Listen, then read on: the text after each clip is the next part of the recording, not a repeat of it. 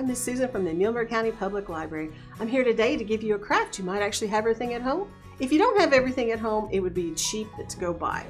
So what you need to do is to have a washer. Now these came from a store like a Rural King, something like that. There's different sizes.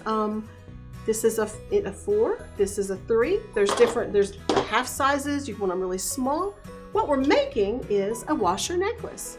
And so you can design your own jewelry. This is a basic one. You can use different materials. I'm going to give you some ideas of some I have here today, and then you can see what you have at home, and you might not have to go buy anything. So basically you need a washer. It can be any size if you want a larger one, a smaller one. You could even use a couple and have a large one and a couple that you tie off and they dangle down from it. So you need your washer. I've got a selection of beads. So there's different kinds of beads here. You can even have different kinds. Some of the long ones that are skinny, some that are little.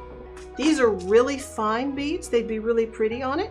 You might have to have a needle and thread to help thread them on there though. Depending on what size your cord is, they have to be really tiny, have a small string. There's lots of colors of nail polish here. Most people have some kind of nail polish around their house. It's better to use a basic color. You don't want to use like a glitter one at first. You'd want to put your base color on first, and then you could use a glitter to add the little shine to it. I've got some colored string here. I've got some embroidery thread you could possibly use. Here's some cording for a necklace. Whatever you have at home. You could use yarn if you wanted, special kinds of string, whatever is handy at home. The only thing you might not have is a washer. You want to use a clean washer. You want to have one not this rusty, that's old. You want to have a nice shiny one. And basically, I've painted one side of this one. This side here is ready to be painted. So all I did was take some nail polish. Now on the first coat that I did, I went around the edges to make sure that none of the silver was shining. Make sure all of it looked really, you could see all the color. And also on the inside, you want to work on the inside too, otherwise you'll have the silver shining through.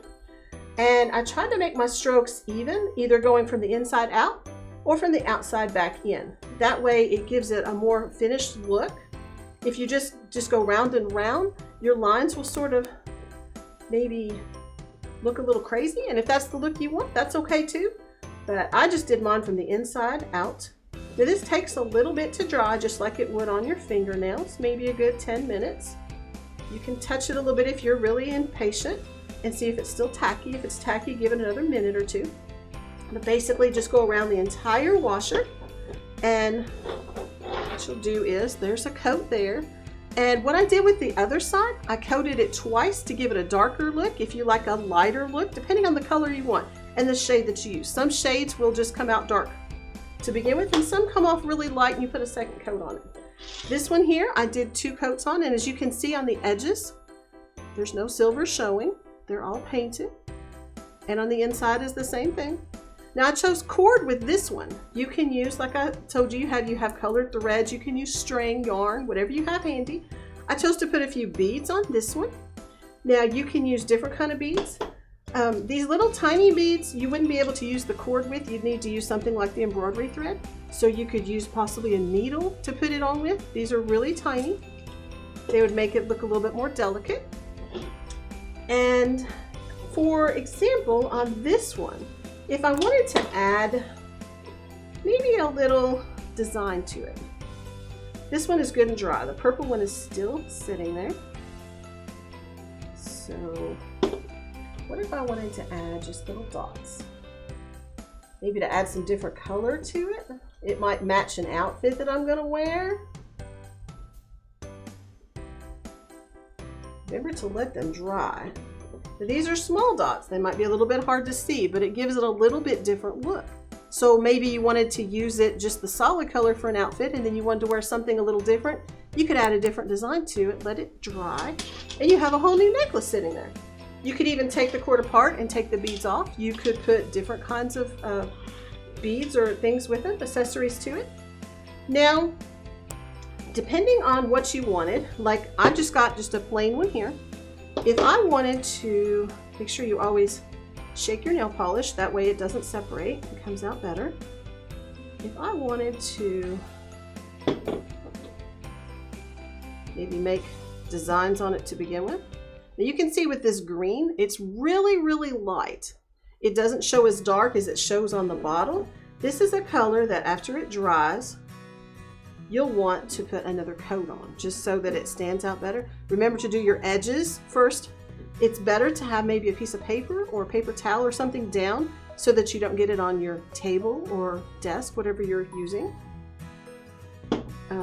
There is nail polish remover that does help get things off your fingers. So if it gets on your fingers, it'll come off. But there's different ways you can design these. Basically, it's up to you what you want. You can make these to wear. You can make these to give to a friend, maybe give as a gift. Different colors, different beads. Now I also brought a couple of books from the library. This one is Cool Beaded Jewelry. We have lots of how-to books and things to creative books to help you figure out different ways to make things from home. In here it tells you supplies you could use, maybe things you have from home. And it shows you how to make maybe a wire bracelet. You could make accessories to go with your necklaces. Or in here it also shows you how to make beaded necklaces. Maybe you don't want to do a washer, you don't have one. If you get books like these and you're not sure how to do it, it shows you the material you need. It shows you how to do the little clasp, how to fix them where you can take them on and off easily. Here's another book we have for cool projects. It's odds and ends. Do you have any games maybe that some of your pieces have been left behind? Maybe the game's long gone and you still have dominoes, or maybe you have Scrabble pieces. It tells on here lots of designs that you can do to make. This right here is just a CD. So they use different colors and a toothpick and swirled them around to make different designs. Here's the one with the game pieces. If you have dominoes or if you have Scrabble pieces, you can turn them into necklaces. So we have lots of cool books like these here, not just for embroidery and for sewing, but we have jewelry pieces too. Jewelry books that you can learn how to make things. CDs, old CDs, we have a book there also of how to make things out of old CDs. So there's lots of crafts you can make from home that are inexpensive or maybe even free if you have everything at home to use.